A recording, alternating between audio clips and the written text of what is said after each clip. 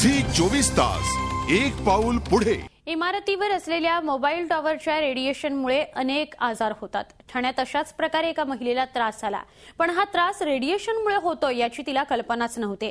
Zee 24 तासवरच्या एका कार्यक्रमात त्यांनी माहिती पाहिली आणि नंतर तपासणी केली असता त्यांच्या इमारतीभोवती असलेल्या मोबाईल टॉवरमुळे त्यांचं घर रेडिएशनने वेढल्याचं त्यांच्या लक्षात आलं। ठाण्यातल्या चरई भागात राहणारं हे खांबेटे कुटुंब। काही महिन्यांपूर्वी त्यांच्या घरातल्या पद्मजा खांबेटे यांची प्रकृती अचानक बिघडली। त्यांचं वजन 8 किलोनी कमी झालं। अनेक चाचण्या करूनही निदान होईना। झी 24 तासवर रेडिएशन संदर्भातला एक कार्यक्रम खांबेटे यांनी पाहिला आणि त्यातून माहिती मिळाल्यावर त्यांनी रेडिएशन मापक यंत्र आणलं आणि खांबेटे यांच्या घराला रेडिएशनने वेढल्याचं त्यांच्या लक्षात आलं। त्यांच्या इमारतीच्या आजूबाजूला तब्बल 8 मोबाईल टॉवर आहेत। रेडिएशन विरोधी उपाययोजना केल्यावर आता पद्मजा यांच्या प्रकृतीत सुधारणा होऊ लागली आहे। जवळजवळ 1 महिना माझ्या मिसेस हंतरुणावर होत्या।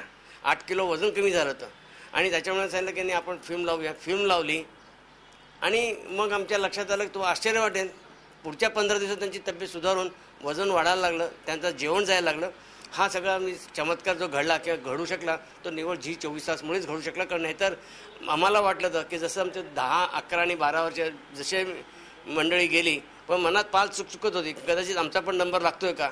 पण मी त्याच्यातून बाहेर आलो तर त्याला खरोखर त्याचं सगळं क्रेडिट मी झी 24 तासला द्यायला तयार आहे। जाळ्या लावल्या, त्याच्यावर कापड लावलं, त्याच्यावर रंग लावला, तेव्हा ते जरासं कमी झालं आणि आता आटोक्यात म्हणजे हे राहून काही दिवस झाल्यावर माझा ताप गेला। वजनही माझं जवळजवळ 6-8 किलो कमी झालं होतं। ते वजनही आता वाढलं आणि आता मला पुष्कळ रिलीफ मिळतोय। पण मोबाईल टॉवरच्या रेडिएशनमुळे विसरभोळेपणा, झोपेची तक्रार, हृदयरोग, कर्करोग, रक्तदाब, नैराश्य येणं, एकाग्रता कमी होणं, कर्णबधिरपणा, डोक्यात झिणझिणा येणं, वारंवार डोकेदुखी, थकवा, प्रतिकारशक्ती कमी होणं, दृष्टिदोष, मेंदूवर परिणाम असे आजार उद्भवतात। हे सगळं लक्षात घेता त्यासाठी काही नियमावली आहे। खरं तर हे टॉवर्स शहरी भागात उभारू नयेत किंवा रहिवासी इमारतीपासून 50 ते 70 फुटांवर लावावेत।